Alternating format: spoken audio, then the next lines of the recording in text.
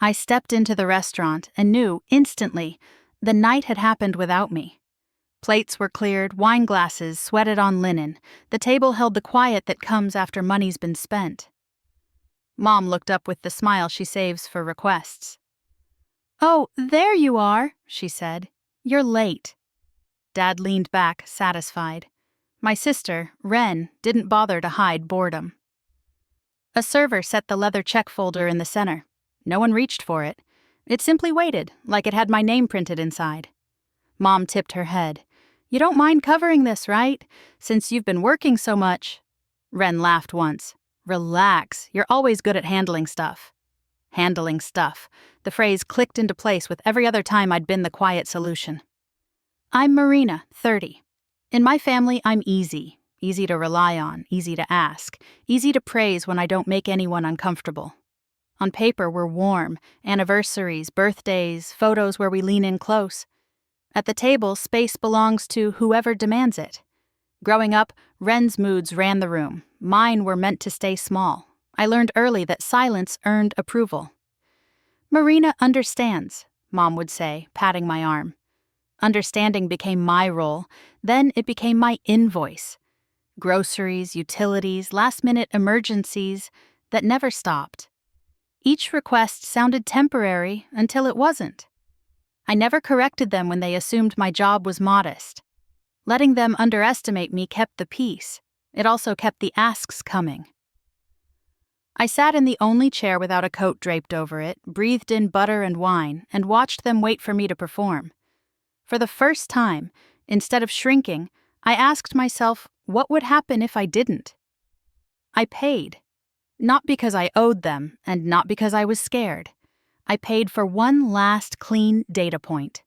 In the parking lot, my phone buzzed. "Thanks for handling that," Mom wrote. "We knew we could count on you. No heart, no love, just relief." At home, I opened my laptop and the folder I never wanted to name. Receipts, transfers, temporary help. I scrolled until the pattern stopped looking like generosity.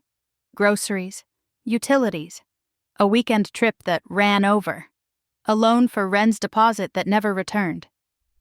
Dinner after dinner, always after reservations were made, always after my schedule was treated like a footnote.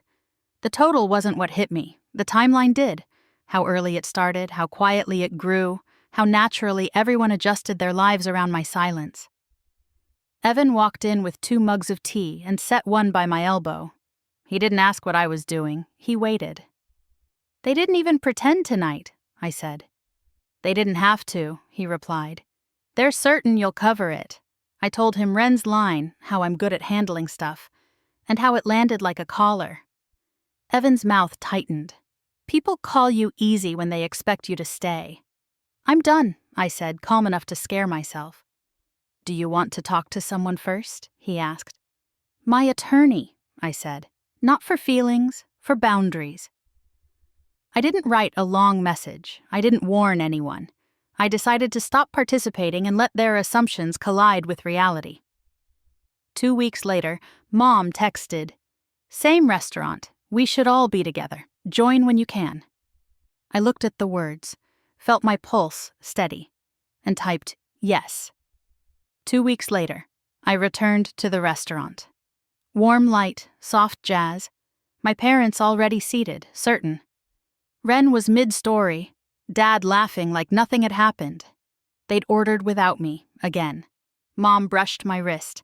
"There you are." We went ahead. "Menus take forever." I let the meal roll on, bottles arriving, plates swapping, nobody asking what I wanted. When dessert came, the check folder followed. Mom nodded at it. "Whenever you're ready." I stood. "Could I speak to the manager?" He arrived with a tablet. I kept my voice low. "I need to confirm the payment authorization linked to this table. My attorney sent notice." He tapped, then nodded once. "It's no longer active." Mom's smile slipped. "What does that mean?" "It means we'll need a card tonight," he said, gentle and final. Wren laughed, brittle. "Okay, Marina, stop." "I'm serious," I said. "I'm paying for what I ate, the rest is yours." Dad stared at me like I'd changed languages. You're doing this here? I'm doing it everywhere, I said. I just stopped first. Separate folders arrived. Mine thin, theirs heavy. Dad's wallet came out.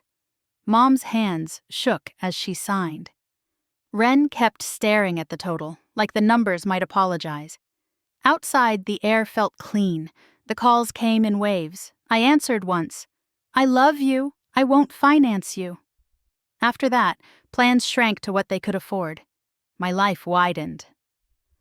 At home, Evan poured tea, and the quiet wasn't empty. It was mine, just for me.